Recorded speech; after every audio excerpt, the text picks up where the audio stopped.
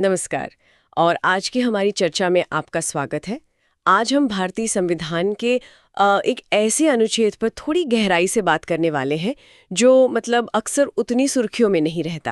अनुच्छेद 2। हाँ, बिल्कुल। ये वो प्रावधान है जो भारत के भूगोल, उसकी राजनीतिक संरचना को आकार देने की एक अद्भुत क्षमता रखता है। सही कहा। हमारे पास इसकी मूल पाठ और इसकी जो व्याख्या है उससे जुड़ी कुछ जरूरी जानकारी है। हाँ, और ये अनुच्छेद मतलब सीधा सीधा इस सवाल से जुड़ा है कि भारत एक संघ के तौर पर कैसे बढ़ सकता है या अपना विस्तार कर सकता है। हाँ। ये सिर्फ एक कानूनी धारा नहीं है, ये तो भारत की जो कल्पना है उसको परिभाषित करने का एक जरिया है एक तरह से। बिल्कुल। और आज हमारी कोशिश भी यही रहेगी कि हम इस अनुच्छेद की बारीकियों को समझें, संसद को ये क्या शक्तियां देता है, मतलब किन शर्तों पर नए राज्यों को भारत में शामिल किया जा सकता है या फिर स्थापित किया जा सकता है। हाँ, ये शर्तें महत्वपूर्ण हैं। और सबसे जरूरी, भारत की एकता और अखंडता के नजरिए से इसका क्या मतलब है।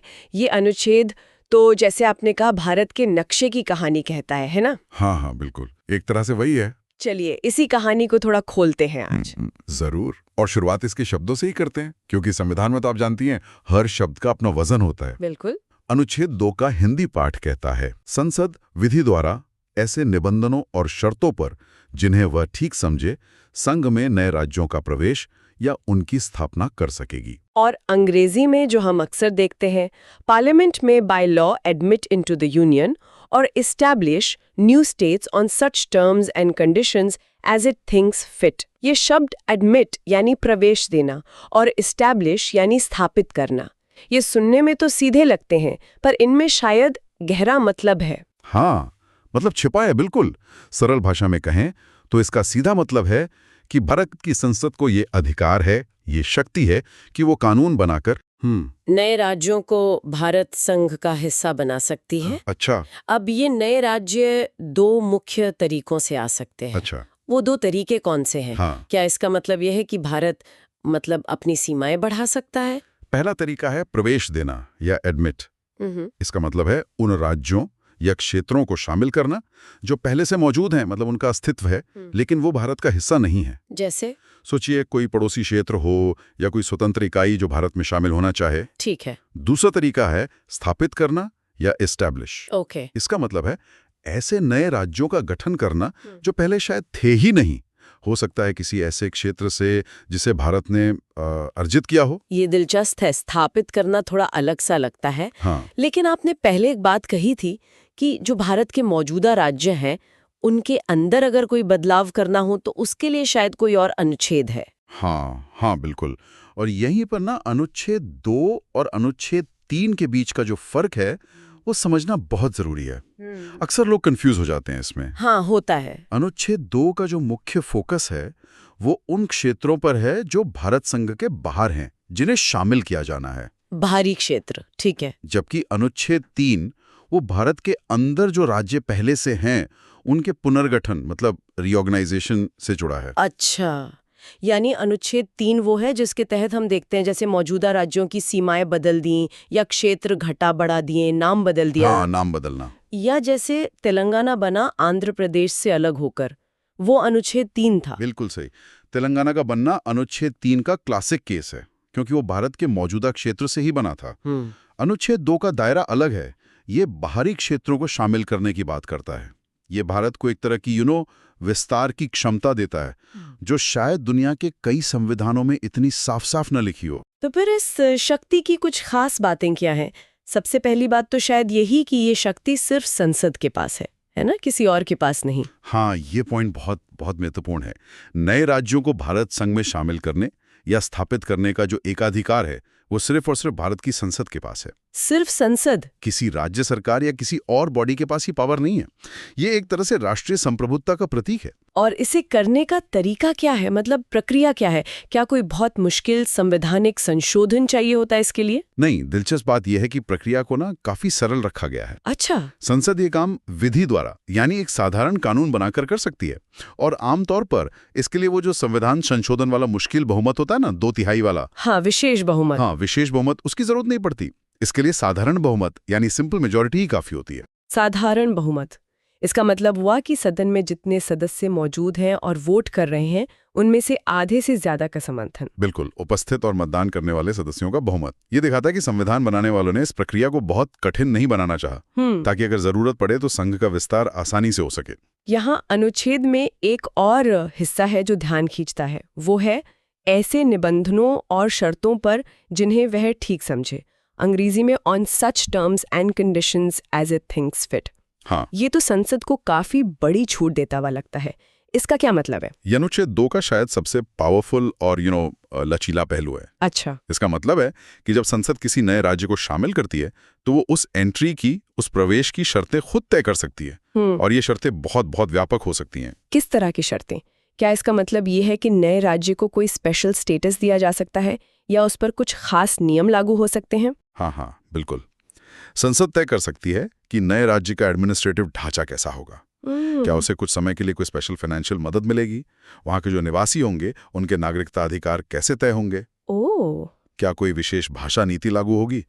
केंद्र के साथ उसके संबंध कैसे होंगे? क्या कुछ सेंट्रल कानून वहाँ थोड़े अलग तरीके से लागू होंगे? मतलब संभावनाएं बहुत हैं। ये पूरी तरह संसद के विवेक पर, उसकी समझ पर छोड़ा गया है। ये तो वाकई बहुत बड़ी शक्ति है। क्या इसका मतलब ये भी है कि संसद चाहे तो किसी क्षेत्र को शामिल करते समय उसे पूर्ण राज्य का दर्जा न दे, मतलब कुछ और बना दे, जैसे केंद्र शासित प्रदेश? हाँ, ये भी संभव है। शर्तें तय करने की शक्ति में ये भी शामिल हो सकता है कि जो क्षेत्र शामिल किया जा रहा है उसे शुरुआत में या स्थायी रूप से क्या स्टेटस दिया जाएगा। राज्य का या केंद्र शासित प्रदेश का या शायद कोई और विशेष व्यवस्था। यहीं पर संसद का विवेक काम आता है। वो उस समय के हालात और शामिल होने वाले क्षेत्र की जरूरतों के हिसाब से तय होता है। इससे ये तो साफ है कि संविधान बनाने वालों ने भविष्य की जो अनिश्चितताएं थीं उनको ध्यान में रखते हुए संसद को काफी लचीलापन दिया है। बिल्कुल। अब उस अंतर पर वापस आते हैं। अनुच्छेद 2 बनाम अनुच्छेद 3, आपने समझाया कि 2 बाहर के लिए है, 3 अंदर के लिए। हाँ। क्या इसे और पक्का करने के लिए कुछ उदाहरण देख सकते हैं? असल में ऐसा कब हुआ है? जरूर। ऐतिहासिक उदाहरणों से ये फर्क और अनुच्छेद 2 का जो महत्व है वो और साफ हो जाता है। सबसे प्रमुख और जो अक्सर चर्चा में रहता है वो उदाहरण है सिक्किम का भारत में विलय। हाँ, सिक्किम का मामला तो काफी नाटकीय और महत्वपूर्ण माना जाता है। वो पहले भारत का हिस्सा नहीं था, है ना? सही। सिक्किम पहले एक संरक्षित राज्य था, प्रोटेक्टोरेट मतलब? इसका मतलब था कि भारत उसकी रक्षा, उसके विदेश मामले और कम्युनिकेशन ये सब देखता था। लेकिन अंदरूनी मामलों में सिक्किम का अपना राजा था चोग्याल, और उसकी अपनी स्वायत्तता थी। वो पूरी तरह से भारत का अंग नहीं था। अच्छा, तो फिर वो भारत का 22वां राज्य कैसे बन गया? क्या इसमें अनुच्छेद 2 का इस्तेमाल हुआ? हाँ, ये अनुच्छेद 2 की जो भावना है उसका एक क्लासिक उदाहरण है। 1970s के दशक में सिक्किम में काफी राजनीतिक उथल-पुथल हुई। लोकतंत्र समर्थक आंदोलन तेज हुआ और भारत में पूरी तरह से विलय की मांग उठी। वहां एक जनमत संग्रह मतलब रेफरेंडम भी हुआ। हाँ, रेफरेंडम हुआ था, जिसमें लोगों ने भारत में विलय के पक्ष में वोट दिया। इसके बाद भारतीय संसद ने 1975 में 36वां संविधान संशोधन अधिनियम पास किया। 36वां संशोधन? हाँ, और उसके तहत सिक्किम को भारत के एक पूर्ण राज्य के रूप में प्रवेश दिया गया, एडमिट किया गया। अनुच्छेद 2 ने इस प्रवेश के लिए वो संवैधानिक आधार, वो बेसिस प्रदान किया। यानी एक बाहरी क्षेत्र का भारत संघ में शांतिपूर्ण और लोकतांत्रिक तरीके से समावेश। बिल्कुल। अच्छा, गोवा, दमन और दीव का मामला तो इससे अलग था शायद। वहां तो सैन्य कार्रवाई हुई थी। हाँ, गोवा, दमन और दीव का मामला अलग था। ये क्षेत्र तो सदियों से पुर्तगाली उपनिवेश थे। हाँ, पुर्तगालियों के। 1961 में भारत सरकार ने सैन्य कार्रवाई की, ऑपरेशन विजय, और इन क्षेत्रों को पुर्तगाली शासन से मुक्त कराया। ये बाहरी क्षेत्र थे जिन्हें भारत ने अधिग्रहित किया।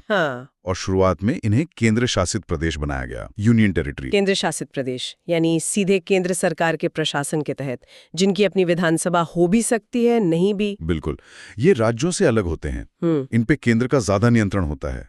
गोवा को तो बाद में 1987 में पूर्ण राज्य का दर्जा मिल गया। हाँ, मिला था। जबकि दमन और दीव एक अलग केंद्र शासित प्रदेश बने रहे। और हाल ही में तो उनका विलय दादरा और नगर हवेली के साथ हो गया है। हाँ, वो एक हो गए हैं। लेकिन इनका भारत में जो शुरुआती समावेश था वो अनुच्छेद 2 की स्थापना या प्रवेश की शक्ति के तहत ही देखा जा सकता है, क्योंकि ये बाहरी क्षेत्र थे। और पुडुचेरी का मामला, वो भी तो बाहरी शासन के अधीन था, फ्रांसीसियों के। हाँ, पुडुचेरी, जिसे पहले पौंडीचेरी कहते थे, फिर कराईकल, माहे और यनम, ये सब फ्रांसीसी उपनिवेश थे। 1954 में फ्रांस के साथ एक समझौता हुआ, जिसके बाद इनका प्रशासन भारत को सौंपा गया।